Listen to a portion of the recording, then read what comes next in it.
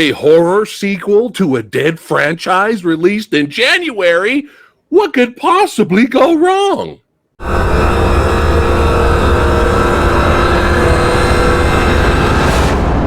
What's going on, all you badasses and horror movie maniacs out there? It's your boy, PhatSamuraiGuy, back again, kicking it with my brother from another mother. We representing the horror genre.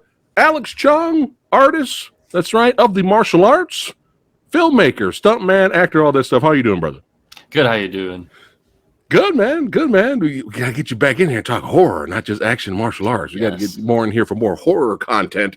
And speaking of more horror content, when this was announced a long time ago that we were going to get a fifth Scream movie, what was your first reaction to it? I didn't know what to think because I thought, well, I think I should say what I thought of the first four, because when you're reviewing a sequel, I think people benefit from knowing like what you thought of the other ones, so they kind of have a frame of reference of where you're coming from. Yeah. I mean, the first one's obviously a classic. Yep. I thought the part 2 was a good sequel. Yeah, it's fun. The third was definitely the weakest of the trilogy, but I didn't hate it. I still enjoyed it. It was just, I mean, you know, a lot of third installments tend to be the weaker ones. I wasn't surprised, and you kind of get used to it after a while.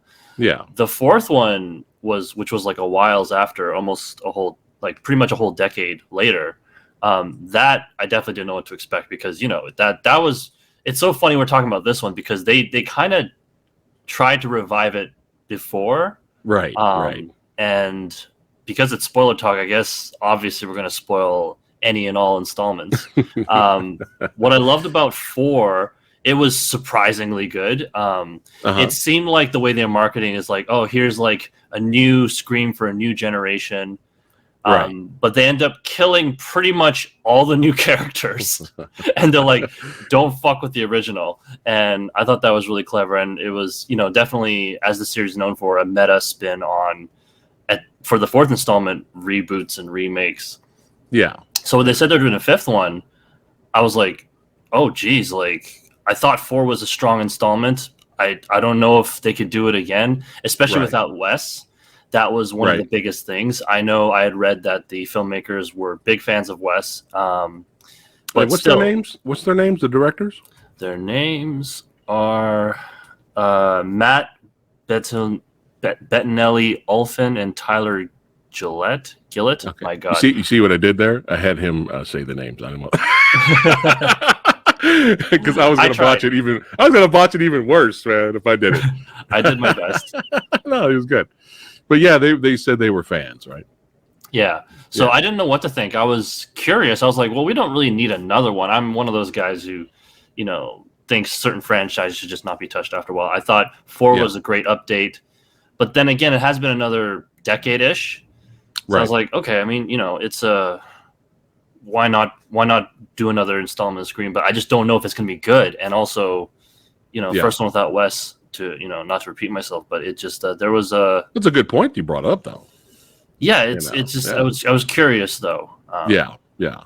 Well, when I did the trailer reaction to this a while back, we had fun watching the trailer.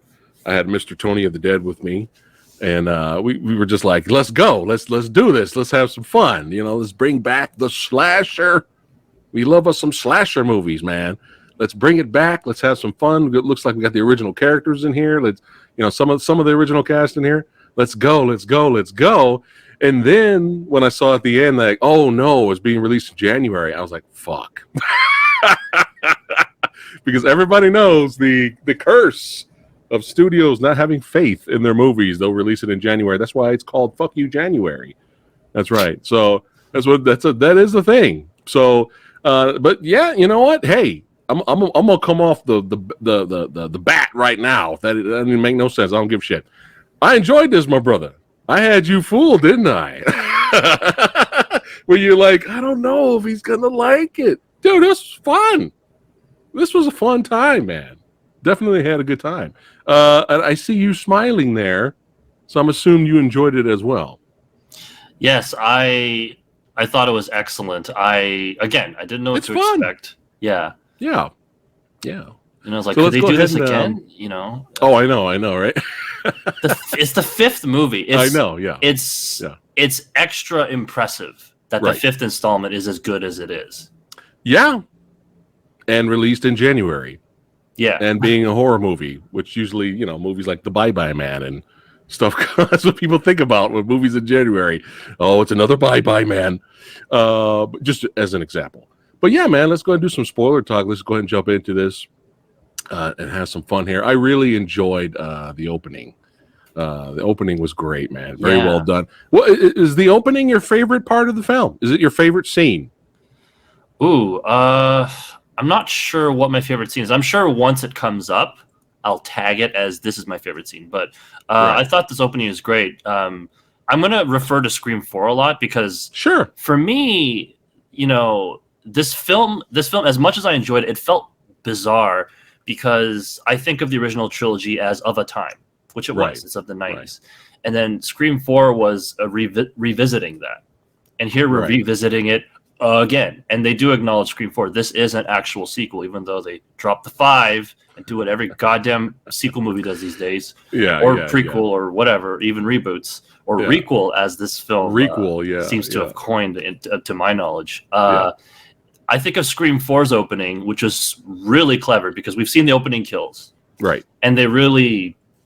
They went very meta with it, and they did a very clever opening for 4. So for 5, they seem to have gone back to basics. I was like, oh, okay, this is awfully familiar, but it's really strong. The suspense was good. Jenna Ortega's performance is really good. It really stayed with me, and I'm definitely an actor I'm going to pay attention to from here on out. And I love the fact that she survives. Yeah. The beginning was opening kill. I know, right? I was surprised with that too because I was like, she did. Ankle got snapped. Yeah, hand got stabbed. She got cut up. They didn't deprive us of any violence either. Like she gets fucked up, but she doesn't die. Yeah. That's how we like it. Like it.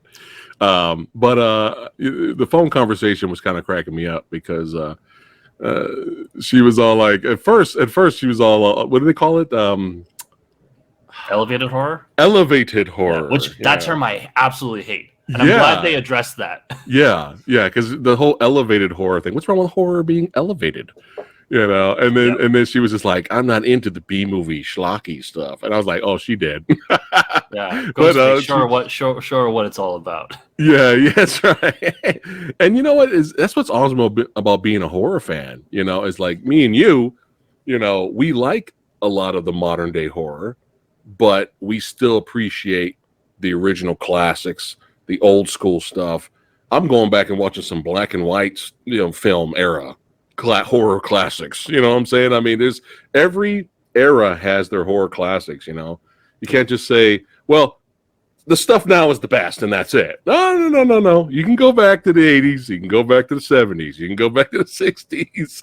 Yeah. There's great horror everywhere, and that's what's awesome about being a horror movie fan is that there's so many different genres of horror, there's subgenres of horror out there too. Exactly. Yeah. And that's what's awesome. That's what's awesome about being a horror fan. But yeah, she was just like talking about the Babadook and stuff, and it was a lot of fun. I enjoyed that. I was cracking up over that. But it's almost like she said almost every A24 movie there, right? She was just like Hereditary, The Witch. I mean, it is kind of a big movement now for films. Like a lot of these titles are A24, and I love A24. Right. Yeah. It's funny when you think about it. It's like, it's kind of almost all under one umbrella. Mm-hmm. Yeah, we were fans of, Babadook when that came out. We were fans of Hereditary and The Witch. Not everything A24 is great, though. You know, They did do The Green Knight, so we'll move on here. I'm sorry. Okay, got to be honest. Anyway, but yeah, I heard some interesting things about the movie Lamb too. Have you watched Lamb? No, not yet. Yeah, there you go. Put that on your list for what the fuckery there. But yeah, great opening scene. A lot of tension. She gets fucked up, which is great.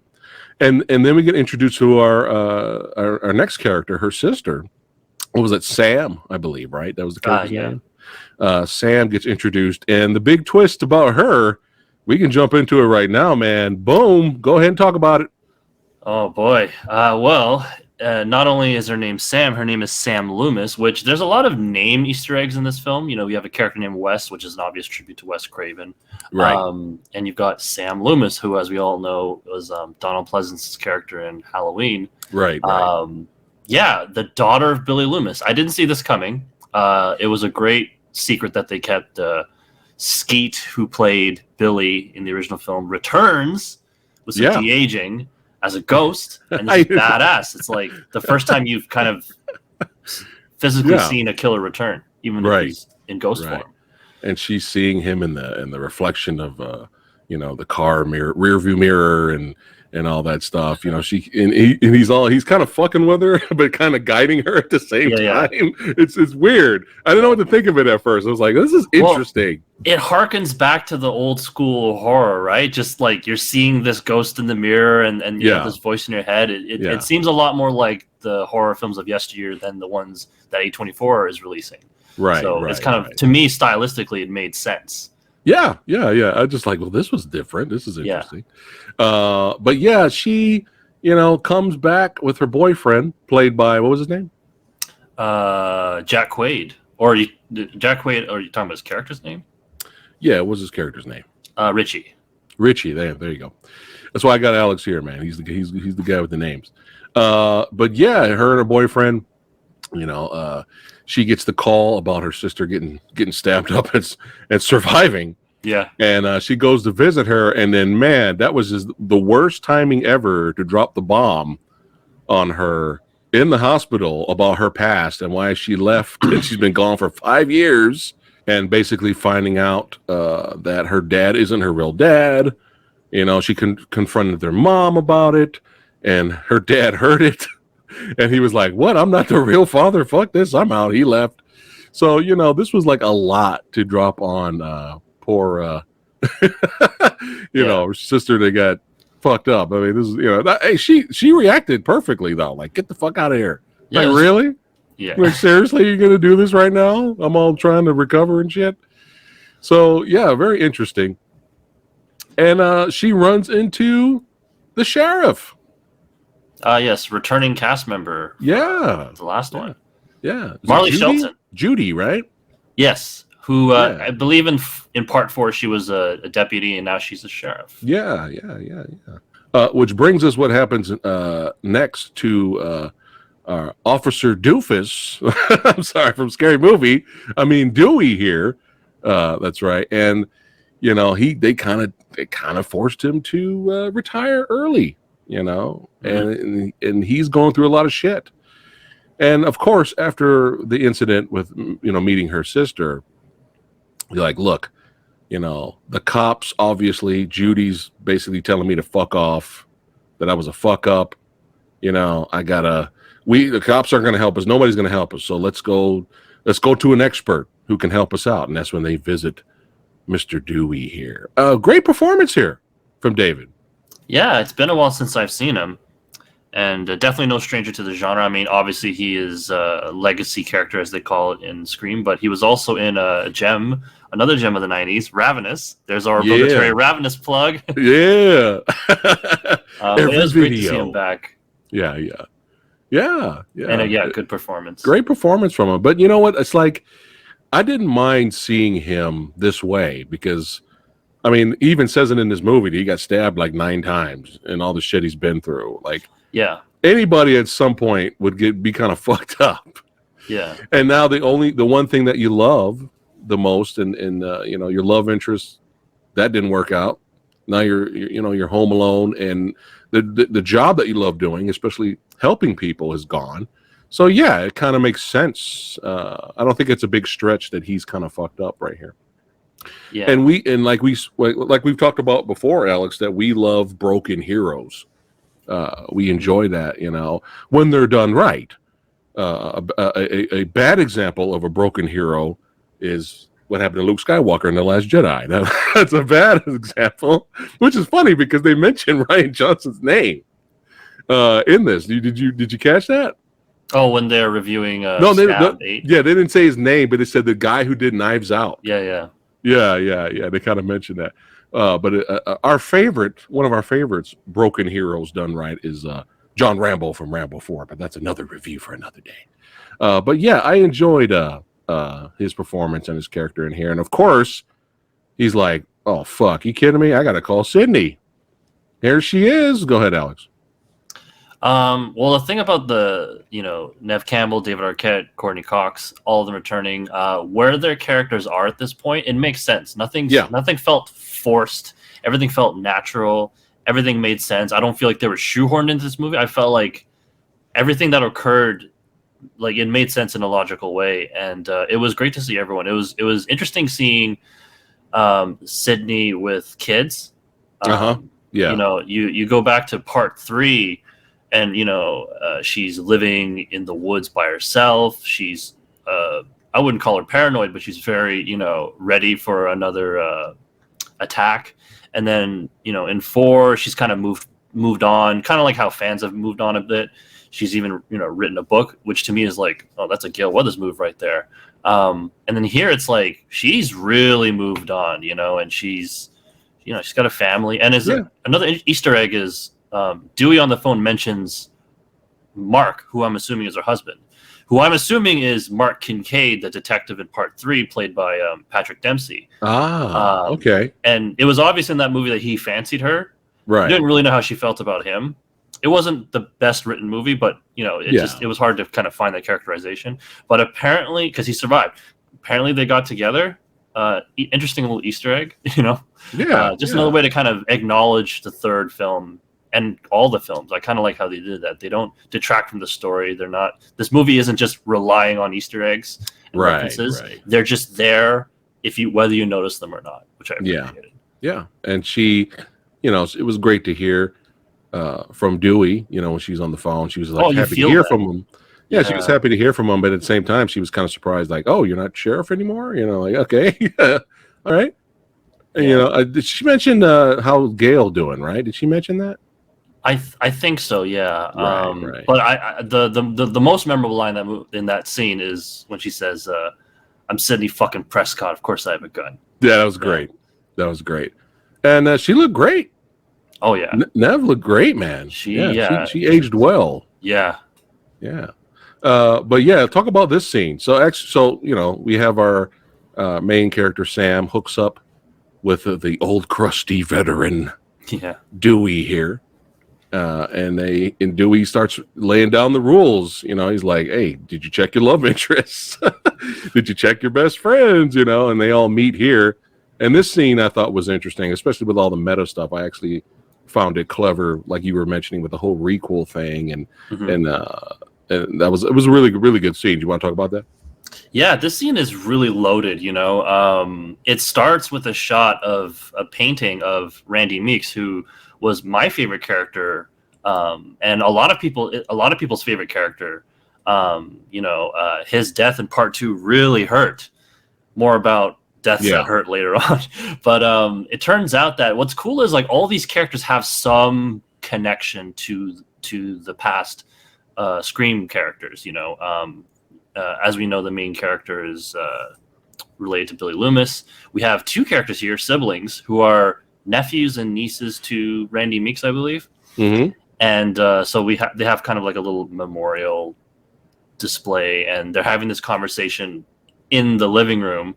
Nice little cameo by Heather, don't know how to say her name, Heather Matarazzo, who played Randy's sister. Yeah. And, she was in part 3, and you got a little cameo by Jamie Kennedy as Randy on the VHS tape, I believe, or DVD. Pretty sure it's a tape, just to kind of keep it in that era. And so she makes a little cameo here, which is nice. It's like, oh, like I haven't, you haven't seen her. And then you have this conversation, which if Randy were to still be alive, he would totally be saying shit like this. But instead it's kind of shared between the new characters, which is like a cool way to kind of organically pass it down to another generation. And it's cool. It's really it's a really good kind of dialogue scene where they talk about, this is where it starts to get really meta, right? And also his niece is just like him. Yeah, I mean, she's not exactly like him, which is great, but you can definitely feel that his blood, like that blood is in her. But the And whole movie references and all that kind of and the reminded finger me of pointing. him. Yeah, yeah, yeah. Yeah. And that's what we love about slashers, not just the fun gore effects and stuff like that, but it's the whole who done it factor, you know. Which Scream does really well.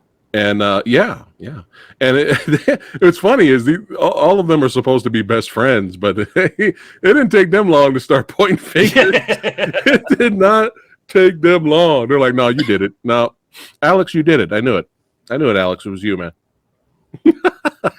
Yeah, that aspect was done really well, and I think it's really important because it's one of the strongest things about the Scream movies. That's one of the unique things about Ghostface is it's always someone different. Yeah.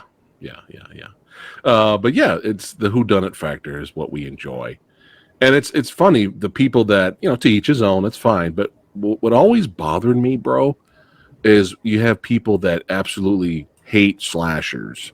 Mm-hmm. They hate it to their core, and that's fine. That's to each their own. But what annoys me is they absolutely love and praise Psycho all the time, and I'm like, oh, you can praise Psycho, but you can't praise the slasher genre. Okay, because in my opinion, Psycho's a slasher. Is it though? In my opinion, it is. Yeah, I mean, I haven't debated with myself whether it's a slash or not. I just think Psycho's awesome. I think it is. I think it is. I mean, hey, picking people off, the whodunit aspect. Right. I mean, it's hard to. Yeah, it's hard to talk about the beginnings of a slasher because I feel like multiple films have contributed to its development. So Psycho definitely laid down a lot of the groundwork for it. Yeah, So it's I think it's legitimate to say Psycho's a slasher. It's a slasher. So our adventure continues here, and people start getting picked off in slasher in the slasher way, and man, Judy, she gets it. Her son gets it. That's probably one of my favorite kills in the movie is how her son dies. Oh, right, slowly through the neck, and you see it go all the way through. Yeah. It comes on the outside. The effect worked really well, and that's one example in the movie that shows that this Ghostface, in my opinion, is like the most sadistic, that's how we like it. Terrifying. Like this Ghostface is not fucking around. No. And it's a great scene. It was sad to see her go. Yeah, getting killed in broad daylight. I know. That was surprising. I was like, wow. I was like, Ghostface. A lot of people. Ghostface takes out people during the day. In almost all of them. Yeah. I was like, man, you don't give a fuck. But of course, that leads to an investigation, and then that's what brings in Gale. It was nice seeing Courtney Cox again, of course. And talk about this scene, Alex. The meta was strong with this scene. It's strong with this one. But yeah, as we know, Dewey and Gale have separated, as in real life, David and Courtney have separated. And this conversation, you really feel the weight of it. There's a lot of layers here, and it's bittersweet because it's great to see these characters together. It's sad to see them in the state they're in, but you feel that they're kind of glad to see each other, and you're glad to see them together. And that's the thing about this franchise is a lot of why we love it are these characters. And for me, it was just like, shit, man, it's been more than 20 years watching these characters. And I love these characters so much. It was a great scene and well acted and organic again. Like it didn't feel contrived. It felt like, they see each other and they have this emotional conversation in the midst of all this. Yeah. So it was great scene. Yeah. I agree. Memorable scene. I agree, definitely. Talk about this asshole. So apparently he's because the dialogue in this movie is really quick. I think they said he's Stu Macher's nephew, or he's related to Stu Macher, Matthew Lillard's character. Right. He shows up. He's like kind of a creeper, and then next thing you know, he's dead. He got shanked. Yeah. He got nice shanked little Easter egg having a Red Right Hand play from his car radio, which is a song very prominent in the first three, I believe. Nice. Nice. It was a pretty cool kill, seeing Ghostface. I love the wiping off the blade. It's like a trademark. I love that. Just I love that, man. But yeah, another fun kill, and really, we got some really great, iconic looking shots. Oh my god! Look at this, man. Yeah. This is Well, good the shit. opening, you know, the only thing that kept the last shot of the opening before they cut to titles, like tired because they always have Ghostface slashing at the screen. Right. Was just the police sirens, you know, coming up as he was ready to strike. That was like, oh, this is different. Like the cops are just showing up. Right. It's like, is he going to get caught? Like, what's going to happen? You know, it turns out, I guess he had to book it. Probably he probably bolted. Yeah. But that was a cool image, and yeah, just the shadows and even just the body language. Yeah. Pulling the knife out and kind of holding. Yeah. It being really sick, dude. We have to awesome. mention Roger L. Jackson, because that voice is part of the iconography of the character, and he was so good in this. Yes, so sadistic, so devilish. Just I missed that voice, man. It's just it's terrifying but calming at the same time. First, when he was talking to Tara, he sounded like an older gentleman and very friendly and almost like an uncle or something like that. And then all of a sudden, I'm gonna kill you, bitch. It was great. So it was good stuff, man. Really good stuff. And you know, people getting picked off. The mystery continues. We even have our red herring set up here. When the boyfriend gets attacked. Yeah. Again, a lot of references to the past. You know, this makes you think of Jerry O'Connell's character in part 2 and Emma Roberts' character in part 4. They get slashed on the arm, and it's like, wait. Why'd you only get slashed on the arm? You must be the other killer. Right. I mean, we'll talk more about it once we talk about the killer reveals. But I definitely started eyeballing his character. What's interesting is this is the 5th one, and I think that they hid the killer really well in all of them, maybe except for part 2. It's a personal opinion, but I think part 2 had a very obvious who the killers were. Right. Part 3 was like no one could have guessed that because they kind of pulled a cheap one on us. Yeah. Part 4 shocked me pretty much. So I was like, I was looking at everybody. I was fucking even the legacy characters. I was like, I don't want to have the rug pulled. That would have been a trip. One of the legacy characters was the killer. That would have been. It was possible. You know, that would have been interesting. And that's what the movie did really well. It made me paranoid. It made me keep guessing. Yeah, but definitely noticed that red herring there. And, so let's continue talking about one of the big major scenes coming up here. Oh my god! After the red herring is established, we got to go after the sister here. She's like, "Fuck it, I'm trying to get the fuck out of here." Security guard's got his knife. He's got his neck slit. Security guard didn't make it, and you know, at the same time, he's talking to because he's got her phone. So he's talking to Sam, and Sam kind of stalled him for a while they were coming up the elevator, which was a great shot. Yeah. And you got him coming in, shooting at him. Great shot here of him turning around. Really, really great cinematography in the movie, man. Very well done. Yeah. But now we got to get to the big throwdown scene here. Nice little tussle here. Dewey doing the damn thing, busting some caps. But he went back to try to follow the rules. You know, he's like, you got to shoot him in the head. So as Sam and them got away, he went back. You already knew, didn't you? When he walked back, you already knew. Okay. Did you know? Okay, so this really hurt. And what made it worse is, in my opinion, they telegraphed it. Oh, okay. But like not in a way that I mean deliberately telegraphed it. Yeah. To make it hurt even more. When you start getting that creeping feeling, that something bad's gonna happen. Mm-hmm. When the bad thing happens, it makes it worse. And I gotta tell you, I gotta be honest with you. I started to get a bad feeling early in the film when he's on the phone with Sydney. Yeah.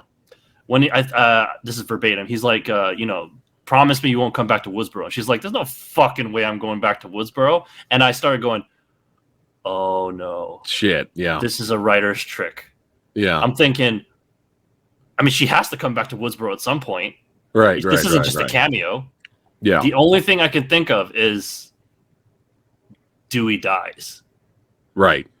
Right. And then the second time I got that feeling was when Dewey, and also like the fact that they have a scene where Dewey's on the phone with Sydney. It's like this could be their last conversation. You know, it would be bad if you brought these characters back and they didn't get to interact with each other. So it's like, you want your Sydney Dewey interaction? There you go. And that's all you're gonna get. So when he spoke to Gale, I was like, oh my god, this is like Han and Leia talking the last time. This is I'm getting that creeping feeling, right? And then when he says he has to go back to shoot him in the head, I mean, it's one of those things where it's like, you should have just fucking did it right there and then, or pull the mask off or something. But you know, it's been a while. Maybe, you know, the old he's rusty. He's rusty. When the elevator doors close, a badass moment where he's just walking down the hall and he's you know, reloading the cylinder. But I was like, oh no, they're gonna kill Dewey. They're gonna fucking do it. And did they ever? They fucking, because here's the thing, Dewey has survived so much. You know, getting stabbed in the back in the first one, getting stabbed God knows how many times in the second one.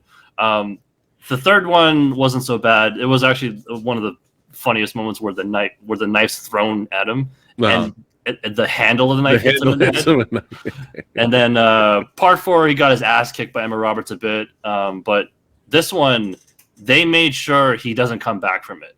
It's like, oh no, we've stabbed him before, but we're gonna fuck him right up. We're gonna gut him. It's disgusting. It really hurt to watch. Dewey's such a beloved character. Yeah, and that really hurt me to watch, dude. It was. And I was kind of it hurt me a little bit. It hurt me too, but only because of. I was like, damn, I didn't want him to go out like a punk. And he kind of did. I wanted at least like maybe fire one more shot and like injure the killer, or the killer's like all fucked up for the rest of the movie. I don't know. Yeah. Then that would have been a giveaway. But I don't know. I was like, damn, he just got fucked up. That's a wrap. Yeah. No, it was brutal. There was nothing really glorious about it. He just got fucking ripped to shreds. I love the last line though. Was it? It's an honor. It's an honor. Oh, it's an honor, sir. That was great, dude. Just like, I mean, that kind of cements the gravity of what just happened. Like, killing a legacy character like that is a big deal. That's a big point for Team Ghostface. It's like, we fucking killed Dewey. Now, you know, anything goes. Yeah, anything I think goes. That was the point. Nobody's safe. Yeah. I mean, I honestly think it was a good idea because it's the 5th movie. You really gotta reintroduce that threat, you know, because these 3 characters they've just coasted, you know, especially through the last film. So and that helped, and the point was that helped bring Sydney back. That gave her motivation to come back. Yeah, you know, which was what the killer was trying to do anyway. Yeah. So Sydney's back. You know, she's trying to meet up with Sam. She's like, look, I've been through this before. I've done this. Let me help you. You know, and they're like, we're getting the fuck out of here. After all that, we're leaving the town. Fuck this. We are out. Peace out. And she's trying to help her, you know. She's trying to help Billy's daughter on top of that. Yeah. And she knows, you know, and she knows that she knows, you know. It's very interesting. But of course she's like, no, we got to go. And Sam's sister's like, you know, my inhaler's missing. What the fuck? Thought it was in here. I need it really bad. I have it's funny. You leave extra inhalers around your friend's house. What? What the fuck? Yeah, I was a little confused about that. It's like, wait, they're going to the house because why? Yeah, it's like I did that growing up. Yeah, sure. You know, my buddy Steve's house. Yeah, I got an extra inhaler. It made me start thinking she was the fucking killer. It's like, why are we going? Don't you know that this always ends with a fucking party and a bunch of people dying in a house? Yeah. Oh, that's a good point. It is a good point. But yeah, they show up at the house. They got a little party going on, and some more meta humor is in there. Of course, not just any house. Yeah.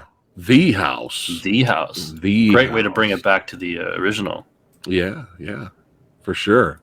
Great shot too of the camera coming out tilting. It was really good stuff there. Yeah, it's good. But yeah, people start getting fucked up. You know? He got shanked. Pretty. What he got? He got shanked a lot. That's the thing. A lot of people get shanked a lot in this. We didn't see him anymore after. We didn't see his body, did we? Did we? Well, you see him at the end in the ambulance. So he made it. Oh, that's right. He gave the thumbs up. Yeah. Okay. I don't know why I thought that was somebody else for some reason. It was a really quick shot, so. Right. Okay, yeah, but he got fucked up though. Yeah, oh yeah. But I liked in this movie how technology is used against you. Yes. You know, with the beginning with the alarms and the triggering of the locking the house up and it unlocking, and then of course him trying to go out there and try to find his girlfriend, and it's all a setup. You know, he's using the tracker on the phone to find her, and you know, I thought that was interesting. Yeah, using technology. So again, carnage ensues, craziness. She's very lucky. Yeah, actually, the scene before this, when she's watching the TV, that was a good scene. That was probably the most meta scene in the history of cinema. In the history of cinema, yeah. I will try to break it down, but I might actually have like a meltdown on the show. Do it. Try it. Do it. So what is happening in the scene is she is watching Stab. Yeah. Which is based on the real life in the context of the film, in the context of Scream. She's watching Randy Meeks, her uncle, her late uncle, not the actual Randy Meeks, but an actor playing Randy Meeks based on the Woodsboro murders, aka Scream, which we're watching. We're watching her. Ghostface appears behind her, just like it does in the movie Stab, which happened in Scream when Randy is watching Halloween. And Michael Myers appears behind Jamie Lee Curtis, and he goes, "Jamie, behind you." But his name is Jamie because Jamie Kennedy plays Randy, so he's going, "Jamie, behind you." And we're going, "Randy, behind you," or "You, Jamie, behind you" in Scream. But now it's in Stab, and she in Scream 5 is watching the Stab, and we as eyes are seeing, "No, look behind you." I mean, it's brilliant that they did that scene because there's too many layers to count, and there's genuine suspense because it's like, oh shit, is she gonna get stabbed in the head? And she gets stabbed, but she makes it in the end. But yeah, that was you might be onto something there. The most meta scene of all. I mean, seriously, like when you sit down and think about it, it's crazy. But yeah, we're gonna keep it going here. It is insane for sure. But yeah, Sydney used a Gale Weathers maneuver and put a tracking device on Sam's car. Yeah. It was her boyfriend's car, I think. And that's how they ended up finding them at the house. I like the scene earlier where, Sam was kind of being a bitch. Mm-hmm. And Gail was like, "Hey, shut the fuck up, new girl." That was great, dude. Yeah. That was great. So like, this is the original. You're talking the original, like this is the original right here. Know your place. You know what I'm saying? That was great. I enjoyed that.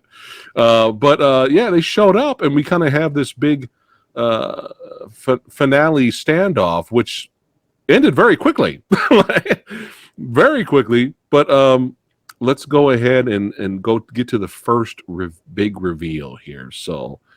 This character's name again? Help me out here. That's Amber. She's been revealed as the killer. She shoots Liv in the head, then just straight up busts a cap on everybody else, and everybody just scrambles after that. As people would when someone starts shooting a gun. People would, yeah, for sure. Yeah. Now okay. All right. I'm gonna be a little nitpicky here, man. This whole finale was very entertaining and very well done, and I enjoyed it. But at the same time, something felt a little underwhelming to me about it. I don't know what it is. His reveal of basically just being a super fan, and he's just tired of all the bad sequels to Stab ruining the franchise, and he wants to create something new in real life so they can make a better Stab movie.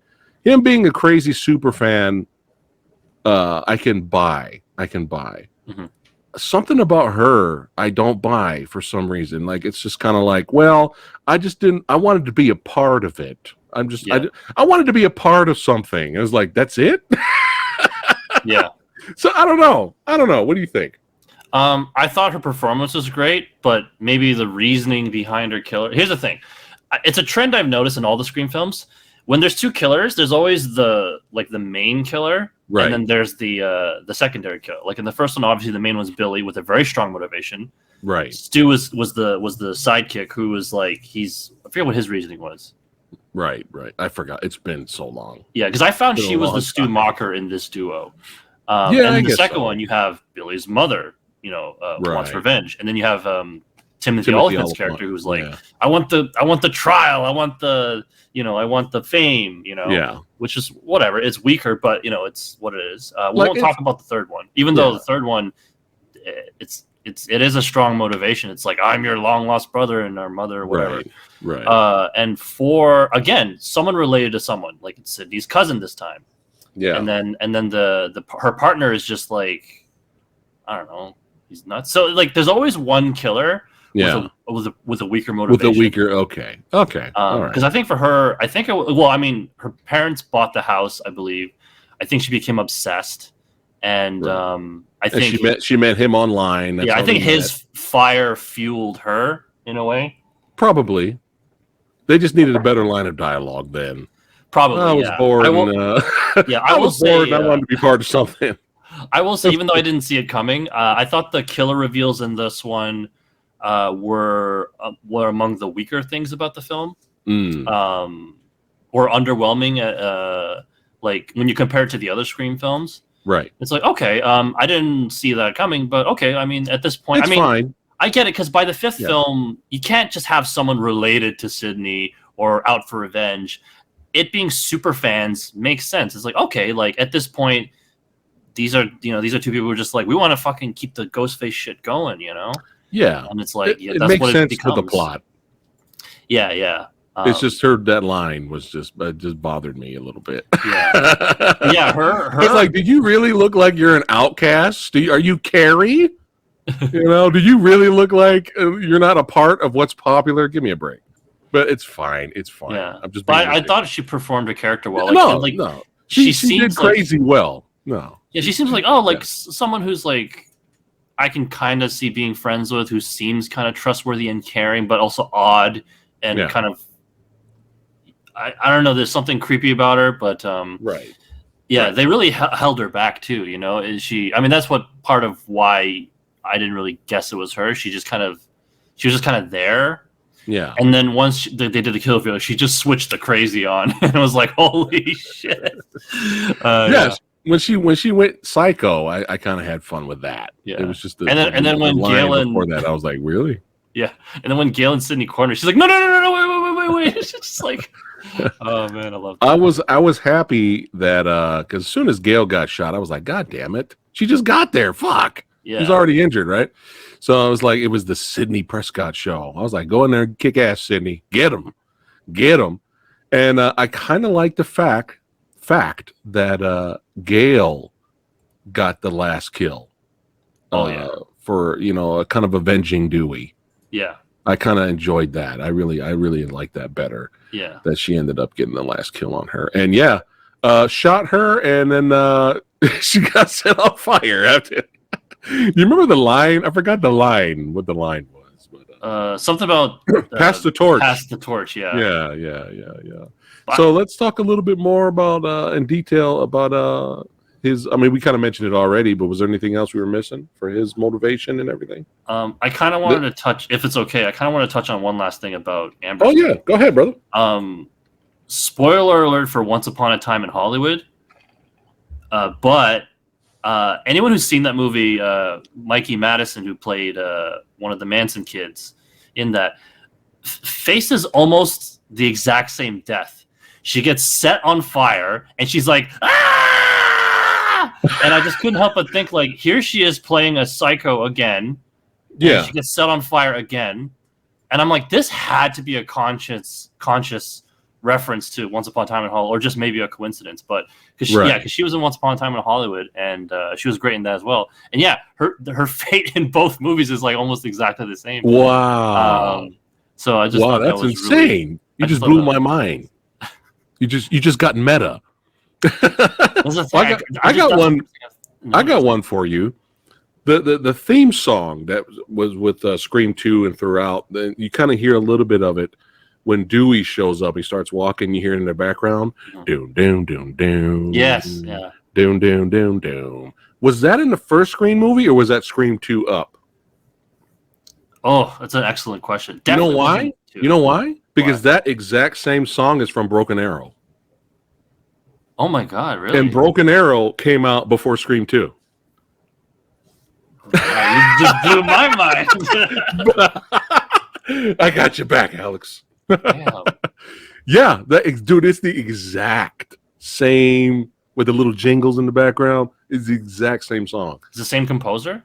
It's a different composer, but for Scream 2 and Broken Arrows, two different composers, but maybe they just got the rights to that one song and decided to use it, and maybe they just credited the director the composer in the credits, but yeah, dude, because it's been so long. It's been so long since I seen Scream 2. Yeah. And I was watching it and I heard that song. I was like, dude, that's fucking Broken Arrow. It's kind of funny. But yeah, we're all over the place. We're meta today. Yeah. But yeah, it was great seeing her well-deserved final kill on this bitch. Yeah, Sydney hands her the gun. And it's like, this one's yours. And then appreciates that. Right. Then we have their confrontation in the fight. And I love the stab through the cheek, man. Oh, yeah. That was great. Stabbed him through the cheek. But first, again, going back to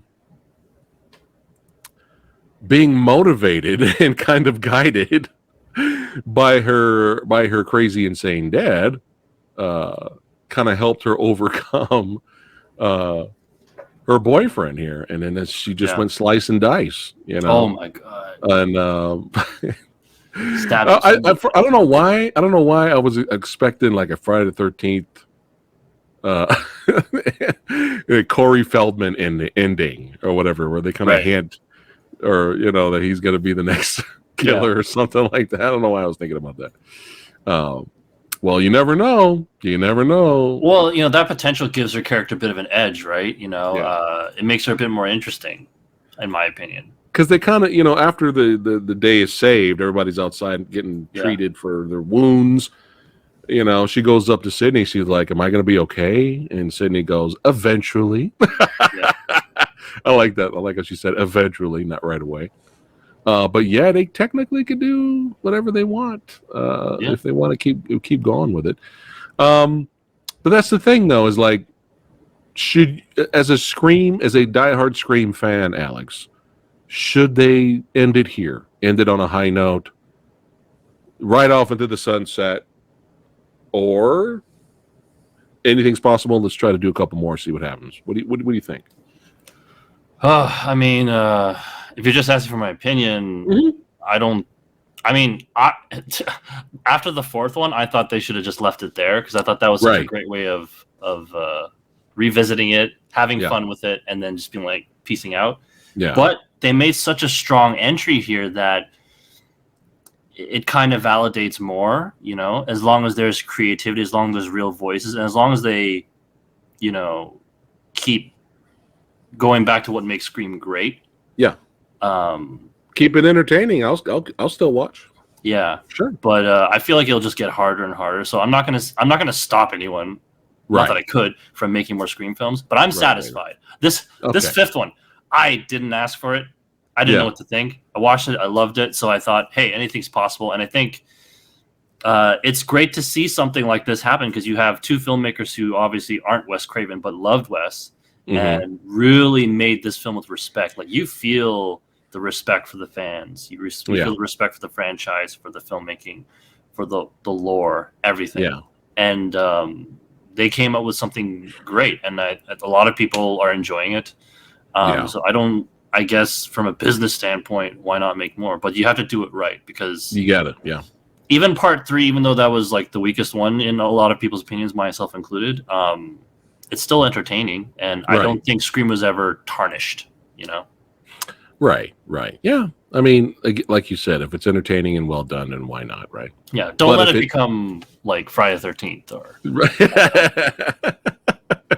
What, you don't want to see Ghostface in space? Come on.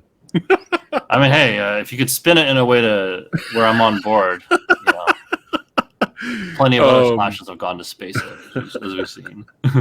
Didn't end well, but another small little nitpick before we wrap it up for the day is I enjoyed all of the meta stuff throughout the film, and some of it was actually very clever. When we get to the finale, I thought the meta got turned up to 11, man, in my opinion. Like I was like, okay. It seemed like they were just beating you over the head with it a little bit too much with the finale in terms of the meta, to the point where I thought when she was on top of the boyfriend going for the final kill, I thought she literally was going to go, I hate your movie. Your movie sucks. You know what? Here, suck on these rotten tomatoes. Okay, I see what you mean. Like, I was just like, are we almost there? Are we almost to that point? Please. Like I said, I was entertained with the finale. I really liked it. But I was just kind of like, it's okay to be subtle a little bit with the meta stuff. But I felt when it got to this, to the end, I was just like, I felt like they're really beating you over the head with it, because the boyfriend, almost every line of dialogue was something meta coming out of his mouth. Right. This is I can't remember that well. Nitpicky. I'm just being nitpicky. It's fine. I still liked it. Okay. Yeah. But I don't know. But the whole Rotten Tomatoes joke, I thought that would have been funny. Was there an actual Rotten Tomatoes joke? No. Okay. I'm just saying I wouldn't have been surprised if that was the next line at this point. But it's very entertaining, very well done, and for me, it's nice to go to the movies and see a big budget slasher back on the mainstream movie screens all over the world, and it's actually entertaining, well made, well acted. We get some great kills in there, very well done.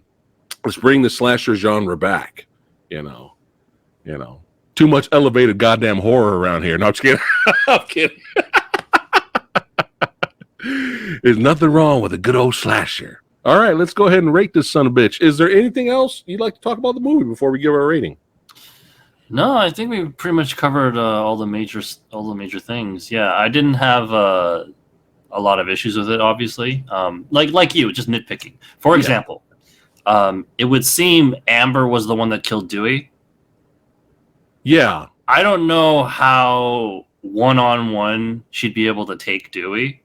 Even if he's retired, even if he's older and slower. And limping. But it's a movie, so I'll let it go. You got to suspend your disbelief a little bit there. Yeah. But they were grappling with each other, I was thinking that too. I was just like, man. Because Ghostface seemed very strong in this movie. Yeah. Like very strong. But I just thought it was the boyfriend doing everything because he was so big and tall. But yeah, that's another. I agree with you on that. That's another little nitpick. That it's just kind of like, does she have MMA training? Is there some backstory to this character to make her be this badass? I don't know. Let's not give Hollywood ideas. Yeah. But yeah, let's go ahead and rate this, man. So for the first time ever on the channel, as many years we've been here hanging out, talking movies with all you badasses watching. Thanks again for you guys watching, hanging out with us. We're going to change. I know. Prepare yourself. More mind-blowing stuff here on the channel. We're going to change our rating system. I know. What the fuck's going on? Going to make it a little bit more simpler here. Instead of the, Alex, I'm going to give it a 3.7528. I'm going to give this a 4.9 and a half. We'll stop doing that. We'll stop doing that. We're going to go with letters. That's right. We're going to go with letters. A to F, baby. And C is going to be average. All right? So, Samurai Guy, I am going to give Scream 5 a B+, man. I'm going to give it a B+. Very entertaining. It's great to see a slasher, a very well-made, well-done slasher in the theater. I'm giving it a B+. Alex, what are you giving it? I am actually going to give it an A. All right. Very high rating, but I think this film really defied expectations and fully deserves it, like I said in the beginning of the video, man, a sequel to a dead franchise released in January. This should be trash. So more movies like this and less Bye-Bye Mans, and everything will be great. And everything will be right with the world. So there you go, guys. B+ from the Samurai Guy. A from Alex Chung. Make sure you guys subscribe to Alex. All the information will be in the description box below. And if you're new here, subscribe to the Samurai Guy and help me get to 30,000 subscribers. We're almost there. And also shout out to Louis Lecca. That's right, Nerd Report. He helped the Samurai Guy check out the movie. So thanks again, brother, for helping me out. And also make sure you guys subscribe to Nerd Report, Nuke the Fridge, Nerd Lecca son. I mean, the guy's great. Subscribe. He's always having these cool, awesome free movie passes and giveaways and all that good stuff. Plus, the content is awesome, too. So make sure you subscribe to him as well. All right, guys. That's it for today. Keep watching movies, especially horror movies, baby. One of the greatest genres of all time. That's right. Represent. And we see you guys on the next one. Take care.